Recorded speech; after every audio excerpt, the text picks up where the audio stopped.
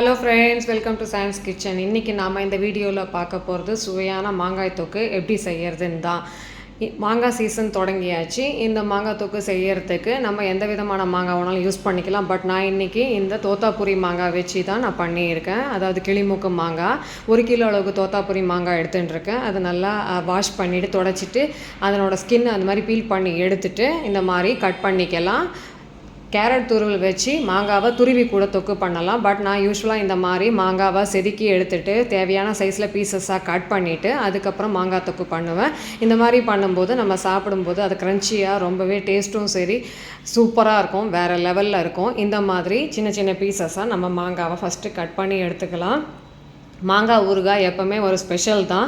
மாதா ஊட்டாத சோறு மாங்காய் ஊட்டும் அப்படின்னு ஒரு பழமொழியே இருக்குது. பாருங்கள், இந்த மாதிரி பீசஸாக கட் பண்ணி எடுத்துகிட்டு இந்த கொட்டையை தூக்கி போடாதீங்க. ஒரு தொட்டியில் மண் வச்சு அதில் நட்டு வைங்க, கண்டிப்பாக அது முளைக்க ஆரம்பிக்கும். இந்த மாதிரி பீசஸாக கட் பண்ணி எடுத்துகிட்டு நம்ம தனியாக எடுத்து வச்சிடலாம். ஃபஸ்ட்டு ஒரு பேனை ஹீட் பண்ணிவிட்டு அதில் 2 டேபிள் ஸ்பூன் வெந்தயத்தை பொன்னிறமாக வறுத்து எடுத்துக்கலாம்.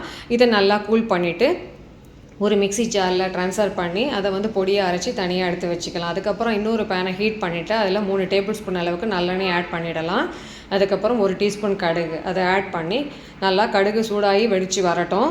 கடுகு வெடித்து வந்ததுக்கப்புறமா நம்ம கட் பண்ணி வச்ச மாங்காவை ஆட் பண்ணி எப்படி தொக்கு பண்ணுறதுன்னு பார்க்கலாம்.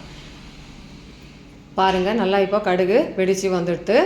இப்போது நாம் கட் பண்ணி வச்ச அந்த மாங்காய் துண்டுகளை இதோடு சேர்த்துடலாம். சேர்த்துட்டு நல்லா ஒரு மிக்ஸ் பண்ணிடலாம்.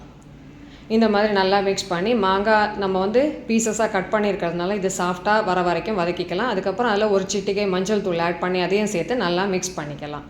இந்த மாதிரி நல்லா மிக்ஸ் பண்ணிவிட்டு அதுக்கப்புறம் நம்ம இதில் தேவையான அளவுக்கு மிளகாய் பொடி ஆட் பண்ணிக்கலாம். சிகப்பு மிளகாய் தூள் இது ஒரு 50 கிராம் அளவுக்கு தேவைப்படும். இதை ஆட் பண்ணிவிட்டு வாசனைக்கு பெருங்காயத்தூள் இதையும் ஆட் பண்ணிவிட்டு நம்ம அரைச்சி வச்ச அந்த வெந்தயத்தூளை ஒரு 3/4 டீஸ்பூன் அளவுக்கு ஆட் பண்ணி எல்லாத்தையும் சேர்த்து நல்லா மிக்ஸ் பண்ணி சுருளை மாங்காவை நல்லா வதக்கிக்கலாம். மாங்காய் நல்லா சாஃப்டாகிற வரைக்கும் வதக்கிக்கலாம்.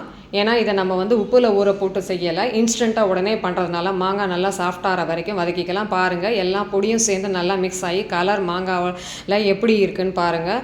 ரொம்பவே சூப்பராக இருக்குது பார்க்கும்போது. இந்த மாதிரி நல்லா சேர்த்து சுருளை வதக்கிக்கலாம். வதக்கிட்டு இப்போ நம்ம இதுக்கு தேவையான அளவு உப்பு ஆட் பண்ணிடலாம்.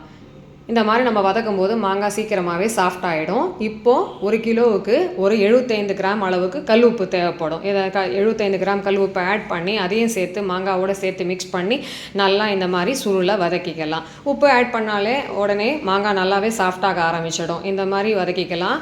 சிம்மில் வச்சு குக் பண்ணுங்கள்.